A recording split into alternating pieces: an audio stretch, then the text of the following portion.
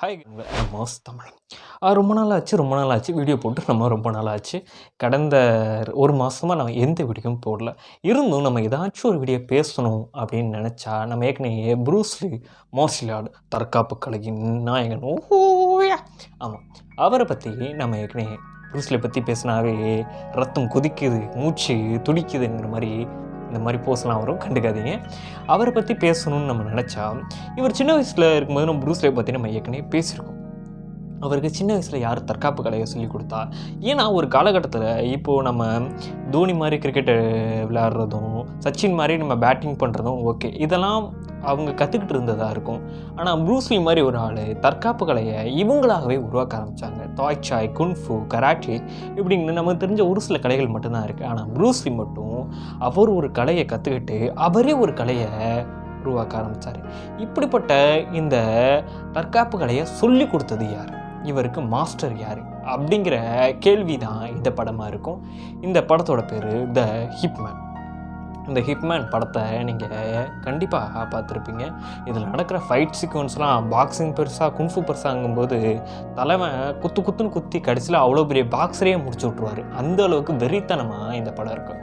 இந்த படத்தை பற்றி நம்ம கரெக்டாக சொல்லணும்னா, ஹிப்மேன் அவரோட பயோகிராஃபியை வச்சு இந்த கதை நடக்கும். கடைசி சீனில் ஒரு சின்ன பையனாக நம்ம ப்ரூஸ்லி காட்டும்போது, என் பேர் ப்ரூஸ்லி, நான் வீச் கலரி கற்றுக்க வந்திருக்கேன், கொஞ்சம் பெரியவனாகிட்டு வாப்பா அப்படிங்கும்போது கடைசியில் ப்ரூஸ்ன்னு சொல்லும்போது கூஸ் பம்பாக இருக்கும். இவ்வளோ பேசும்போது இந்த படத்து எப்படி இருக்குது, இதை என்ன மாதிரி நம்ம பார்க்கணும், ஏன் இந்த படத்தை பார்க்கணும் அப்படின்னு பலபலன்னு பேசாமல் வாங்க ஒரு சின்னதாக க்யூட்டாக ஒரு கதையிலேருந்து நம்ம ஆரம்பிக்கிறோம். இந்த கதையோட ஒன்லைனில் நம்ம ஹிப்மேன் ஸ்டூடெண்ட் யாருமே வராமல் வறுமையில் வாடுற நிலைமையாக இருக்கும்.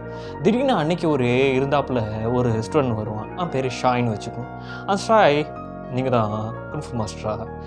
நான் கீழே போஸ்ட்டை பார்த்தேன், உங்களுக்கு குன்ஃபு தெரியுமா இல்லை சும்மா குன்ஃபு மாஸ்டர்னா சண்டை போட்டு பார்க்கணுமாப்பா அப்படின்னோடனே நம்ம தலைவர் பொங்குன்னு குத்தி, என்னை குன்ஃபு மாஸ்டர் ஒத்துக்கிறியா இல்லையா, நாளையிலேருந்து ஸ்கூலுக்கு வந்துருப்பா அப்படின்னோடனே அவன் அங்கேருந்து தடாரடியாக அடித்து ஓடிடுவான். அவன் ஒரு 3 பேரை கூட்டிகிட்டு வருவான். இப்படியே ஒன்றுமே இல்லாத குன்ஃபு ஸ்கூல் கொஞ்சம் கொஞ்சமாக வளர்ந்து ஒரு 10 பேரை வச்சு இவங்க மேனேஜ் பண்ணிக்கிட்டு இருப்பாங்க. இதே டயத்தில் நம்ம ஹிப்மேனோட ஃபேமிலி வாடகை வீட்டில் இருக்கும். வறுமையை அவரை போட்டு வாட்டுன்னு வாட்டி எடுக்கிற அரே தன்னத்தில் என்ன பண்ணுறதுன்னு தெரில. அந்த சின்ன ஒரு ஸ்கூல் ஃபீஸை வச்சு தான் எல்லாத்தையும் கலெக்ட் பண்ணிக்கிட்டே இருப்பார். அதுவும் சில பேர் கொடுப்பாங்க, சில பேருக்கு கிட்ட ஒன்றுமே இருக்காது. இது ஓகே, நார்மலாக தான் போகுது அப்படின்னு நினச்சிக்கிட்டு இருந்தா, இவங்க குன்ஃபு கற்றுக்கிட்டு இருக்க அதே நேரத்தில் நம்ம ஷாய் பக்கத்து ஊரில் போய் போஸ்ட் ஓட்டுவான், பக்கத்து ஊருக்கெலாம் போவான். அவங்களுக்குள்ள ஒரு கைகலப்பு நடந்து நம்ம மாஸ்டருக்கு, நம்ம ஹிப்மேனுக்கு பெரிய கெட்ட பேராக வந்துருச்சு. அந்த சைனாவில் அந்த இடத்த பொறுத்த வரைக்கும் இவர் தனியாக ஒரு குன்ஃபு ஸ்கூலை நடத்திக்கிட்டு இருப்பார். ஆனால் நாங்கள் பெரிய அலுப்பு அப்படின்ற மாதிரி ஏற்கனவே பல குன்ஃபு மாஸ்டர் ஒரு குழுவாக சேர்ந்து வேலை பார்த்துக்கிட்டு இருப்பாங்க. ஏன்னா ஒரு ஆர்கனைசேஷன், ஒரு குரூப் ஆஃப் மெம்பர்ஸ்னு வச்சுக்கலாம்.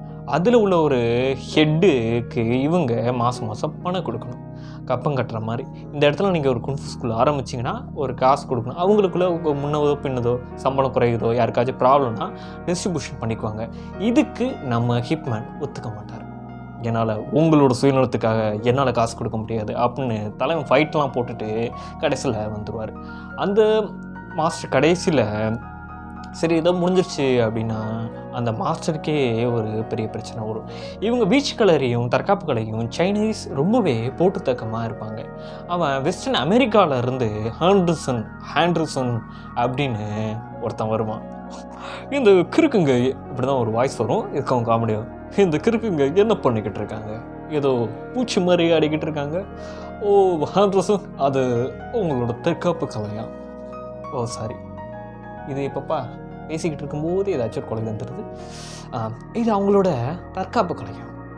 ஓ அப்போது நான் வெஸ்டர்ன் பாக்ஸிங் என்னன்னு காட்டட்டுமா அப்படின்னு போய் இவன் இதில் என்னென்னா, நம்ம தற்காப்பு கலை சைனீஸ் எல்லாமே கொஞ்சம் குள்ளமாகவும் ரொம்ப மசில்ஸ் எல்லாம் அவங்க பார்க்க மாட்டாங்க. நம்ம ப்ரூஸ்லியே எடுத்துக்கோமே, இவர் அந்த 6 பேக் ஏற்றுறது, தலைமை 6 பேக் வச்சுருப்பார், ஆனால் பெருசாக மசில்ஸ் ஹைட் இருக்காது. இவன் தடிமாடு மாதிரி இருப்பான், எல்லாரையும் போட்டு அடித்து பொம்பளுத்துக்கிட்டே இருப்பான். ஒரு சீனில் அந்த பாக்ஸிங் மூலமாகவே நம்ம ஹிட்மேனோட போட்டி போட்ட ஒரு மாஸ்டரையே கொன்றுவான். அவர் கடைசியாக சொல்கிறது, என்ன ஆனாலும் இந்த வேட்சி கலரியை மட்டும் விட்டுறாதீங்க, அவன் நம்மளோட கலாச்சாரத்துக்கே கெடுத்துட்டான் அப்படின்னு. அது பெரிய நேஷ்னல் இஷ்யூ ஆயிரும். கடைசியில் அவன் எல்லாத்துக்கும் சால்வ் பண்ணுற மாதிரி, எல்லாருக்கும் நக்கல் விடுற மாதிரி. அவருக்கு போதுமான சக்தி இல்லை. நான் இந்த சைனீஸ் மக்களுக்கு ஒரு சவால் விடுறேன்.